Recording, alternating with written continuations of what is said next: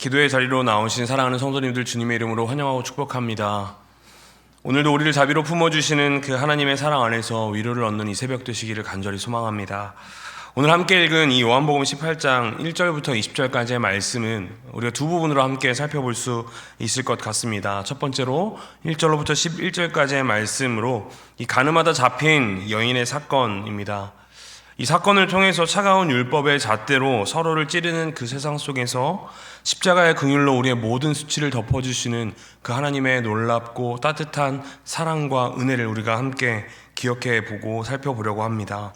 두 번째로 12절부터 20절까지의 말씀으로 앞서 우리의 그 모든 수치를 덮어주신 놀라우신 은혜를 허락하신 그 주님이 누구신지, 영적 어둠을 뚫고 오신 생명의 빛이신 예수 그리스도의 그 신적인 영광과 세상을 완벽하게 통치하시는 그 절대적인 주권을 우리가 함께 묵상하고자 합니다. 오늘 이 두 말씀을 통해 죄인을 살리시는 십자가의 사랑과 내 삶을 완벽하게 주관하시는 그 주님이 얼마나 크신지 우리가 함께 묵상하며 또 우리의 일상에서 하나님의 그 위로를 누리며 나아가길 소망합니다. 오늘 본문의 배경은 이스라엘의 큰 명절인 초막절의 끝자락에 있습니다. 은혜와 기쁨이 넘쳐야 될 그 성전 뜰에 갑자기 살기등등한 무리들이 들이닥칩니다. 서기관들과 바리새인들이었습니다. 한 여인을 거칠게 끌고 그 성전의 뜰 안에 예수님 앞에 세우게 됩니다. 선생이여, 이 여자가 간음하다가 현장에서 잡혔나이다. 모세는 율법에 이러한 여자를 돌로 치러 하였거늘 당신은 어떻게 하겠습니까? 그 살기등등한 모습으로 예수님 앞에 이러한 질문을 던집니다. 우리는 이 말씀을 묵상하며 무언가 아주 이상하고 기형적인 부분을 발견하게 됩니다. 여인은 분명히 현장에서 잡혔다고 했습니다. 그러면 우리는 상식적인 질문 한 가지를 더 던져야 합니다. 이 여인 외에 함께 간음했던 남자는 어디 있는가? 이 간음은 함께 일어나기 때문입니다. 게다가 이들이 생명처럼 여긴다는 모세의 율법, 레위기 20장과 신명기 22장 말씀에 보면 이 여인뿐만 아니라 남자도 함께 돌에 치라라고 아주 명확하게 규정하고 있습니다. 그런데 지금 이 종교 지도자들은 그 남자가 아니라 이 여인만 예수님 앞에 끌고 온 것입니다. 그렇게 율법의 잣대를 들이대고 있습니다. 왜냐하면 그들은 이 율법으로 이 여인들을 판단하고 어떠한 상황이 있는지 처결을 하기 위해서가 아니라 예수님을 곤란에 빠뜨리기 위한 질문을 갖고 있는 목적이 있었기 때문입니다. 그들은 율법의 거룩함이나 이스라엘의 순결성에는 사실 아무런 관심이 없었습니다. 오직 이 눈엣가시 같은 예수 그리스도를 어떻게 곤란하게 만들어 처분할지, 처치할지에 대한 관심이 많이 있었기 때문입니다. 그래서 이 불쌍한 여인을 체포용 미끼, 그리고 즉 일회용 소모품으로 사용하여 예수님 앞에 끌고 나왔던 것입니다.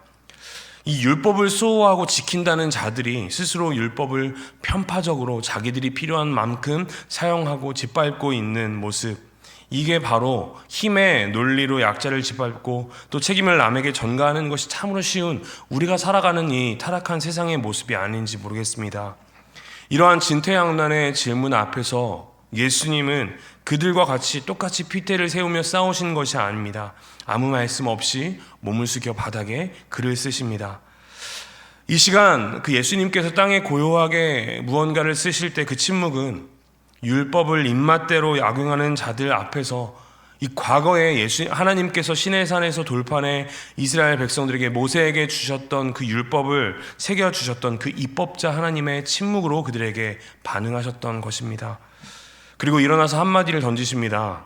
너희 중에 죄 없는 자가 먼저 돌로 치라. 이 짧은 말씀, 예수님께서 말씀하신 이 짧은 말씀은 양심을 찌르는 말씀의 검이었습니다. 겉으로 드러난 이 행동의 잣대로만 율법을 대며 율법으로 바라보던 이들 앞에 내면의 동기와 본질을 확 끌어올리신 것입니다. 이 말씀 앞에 서자 율법을 무기 삼고 그렇게 공격하던 모든 자들이 어른으로부터 젊은이까지 다 하나 둘씩 그 자리에서 떠나기 시작했습니다. 이제 성전뜰에는 흙먼지 속에 엎드린 여인과 참된 재판장이신 예수님 딱 두 사람이 남아 있습니다. 주님은 그 두려움을 떠는 여인을 향해서 사면을 선포하십니다. 나도 너를 정죄하지 아니하노니 가서 다시는 죄를 범하지 말라. 사랑하는 성도 여러분, 주님이 여인의 죄를 대수롭지 않게 여기고 대충 넘기신 것이 아닙니다. 공의로우신 하나님은 결코 죄를 모른다고 하실 수 없습니다. 그런데도 주님께서 정죄하지 않겠다라고 말씀하신 것은 이후 머지않아 이 골고다에서 십자가 언덕에서 이 여인이 맞이해야 할 율법의 저주와 하나님의 그 무서운 진노를 우리 주님께서 온몸으로 대신 지실 것이기 때문입니다. 나의 죄값을 십자가에서 대신 지불하신 이 위대하신 대속의 은혜, 이것이 바로 우리를 살리는 참된 복음의 핵심입니다. 오늘 우리가 이 여인의 말씀을 보며 이렇게 죄 앞에 엎드려질 수밖에 없는 우리의 모습, 혹은 율법의 잣대로 다른 사람들을 심판하려 하는 그러한 우리들 모습 가운데 그 모든 죄를 덮으시고 용서하시는 하나님의 은혜를 분명히 돌아봐야 합니다. 이어서 여인을 향한 이 은혜 사건 직후 12절부터 주님은 그 은혜를 베푸신 자신이 도대체 누구신지 분명하게 그 정체를 선포하고 계십니다. 나는 세상의 빛이니 나를 따르는 자는 어둠에 다니지 아니하고 생명의 빛을 얻으리라. 이 초막절에는 어제 살펴봤던 것처럼 그 제단에 물을 하루하루 붓는 그런 관습뿐만 아니라 명절 내내 성전 뜰에는 거대한 금 촛대들이 활활 타오르며 이 예루살렘 시내를 환하게 비추는 그런 모습이 있었습니다. 그러나 그 명절이 끝나가는 그 시기에는 그 화려했던 모든 인공 불빛들이 점점 더 사라져 갑니다. 그렇게 그 물이 사라져 갈 때 생명의 그 샘을 우리 뱃속에서 나오겠다고 말씀하신 하나님이 빛이 사라져 갈 때 친히 내가 바로 영원히 꺼지지 않는 참된 생명의 빛이다라고 선언을 하십니다. 원어 성경에서 이 에고에이미라는 선언은 구약 출애굽기에서 나는 스스로 있는 자다라고 선포하시는 여호와 하나님의 이름을 그대로 가져오신 엄청난 자신을 드러내는 신적인 모습을 드러내는 예수님의 고백입니다. 나는 빛이다.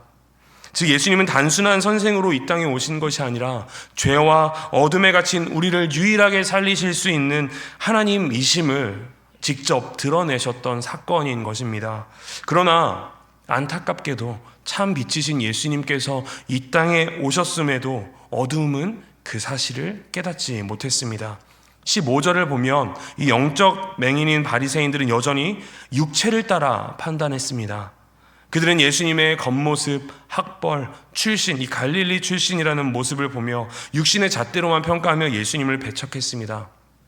그들은 내 아버지가 어디 있느냐라며 예수님의 육신 아버지를 조롱하듯 찾았지만 주님은 나를 알았다면 내 아버지도 알았으리라 라고 단호하게 말씀하십니다. 오직 예수 그리스도를 통하지 않고서는 결코 하나님 아버지를 알 수도 없고 구원에 이를 수도 없음을 분명히 선포하신 것입니다. 바리새인들은 분노가 극에 달했습니다. 게다가 주님은 이 폭탄 같은 선언을 사람들이 가장 많이 다니는 헌금함 앞에서 공개적으로 하셨습니다. 당장이라도 주님을 잡아 죽일 기세였지만 20절은 참으로 놀라운 사실을 기록하고 있습니다. 잡는 사람이 없으니 이는 그때가 아직 이르지 아니하였음이로라. 사랑하는 성도 여러분, 이 말씀은 우리에게 너무나도 큰 위로를 줍니다. 세상의 권력자들이 기세등등하게 날뛰고 주님의 십자가 사건이 그들의 음모에 떠밀려 비극적인 모습으로 일어날 것 같아 보여도 실상은 전혀 그렇지 않다라는 것입니다. 철저하게 하나님의 영원한 작정과 절대적인 그 시간표 안에서, 그 주권 안에서 1분 1초의 오차도 없이 주님의 뜻대로 그때가 이르지 아니하니 예수님도 잡히지 않는 그 모습들을 우리는 바라보게 되는 것입니다. 이 세상을 다스리는 분은 악인이 아니라 하나님의 때를 완벽하게 주관하시는 우리 주님이심을 우리가 믿으며 나아가기를 소망합니다. 우리 삶 속에서 우리가 살아가는 그 상황 가운데 우리를 끊임없이 공격해오는 그 세상의 모든 모습들 속에서 우리가 넘어지지 않을 수 있는 이유는 아직 하나님의 때가 이르지 않았기 때문입니다. 우리가 그때를 바라보며 신실하게 견뎌내고 주님 안에서 세워져 가는 그 모습이 우리에게 있어야 합니다. 오늘 이 20절 말씀이 우리에게 주는 참된 위로가 바로 그것입니다. 그리고 세상의 시간이 아닌 하나님의 때를 기다리며 하나님 곁에 끝까지 거하기 위해 말씀 앞에 기도로 끝까지 애쓰는 우리가 모두가 되기를 소망합니다. 말씀을 맺겠습니다. 사랑하는 성도 여러분, 오늘 우리는 하나님 앞에서 어떤 모습으로 서 있습니까? 내 손에 쥐어진 정죄의 돌을 조용히 십자가 앞에 내려놓으면 좋겠습니다. 혹시 나도 모르게 차가운 율법의 잣대를 가지고 나의 자녀들을, 나의 주변에 있는 가족들을 혹은 다른 사람들을 바라보지는 않는지, 가정에서나 교회에서나 남을 정죄하는 이 바리새인과 서기관 같은 모습들이 우리에게 있지는 않은지 먼저 돌아보면 좋겠습니다. 나 역시 십자가의 전적인 은혜가 아니었으면 영원히 멸망할 수밖에 없을 죄인임을 기억하며 내 모든 손에 있는 이 비판의 돌을 내려놓고 주님 앞에 간절히 엎드리며 나아가기를 소망합니다. 그리고 참되신 이 빛 되신 주님의 주권 안으로 우리가 온전히 걸어가기를 소망합니다. 다시는 죄를 범하지 말라라고 우리에게 말씀하신 주님의 그 음성을 우리가 들으며 우리 안에 어두운 이 죄와 또 모든 습관들을 끊어내기를 결단하는 이 새벽이 되기를 소망합니다. 그리고 세상이 아무리 나를 흔들고 위협하는 것 같아도 두려워하지 않는 우리가 되기를 소망합니다. 우리의 인생은 완전하신 하나님의 때와 하나님의 주권 안에 붙잡혀 있음을, 안전한 그 손 안에 있음을 우리가 신뢰하기를 소망합니다. 오늘 하루 우리를 살리시기 위해 기꺼이 십자가의 저주를 대신 지신 그 주님을 깊이 묵상하며 우리 삶 가운데 차가운 율법의 잣대가 아닌 십자가의 따뜻한 사랑으로 서로를 품어주는 오늘 하루가 되기를 소망합니다. 내 삶의 모든 주권을 주님께 맡기고 생명의 빛을 반사하며 살아내는 거룩하고 승리하는 하루가 되기를 주님의 이름으로 간절히 축복합니다. 함께 기도하시겠습니다.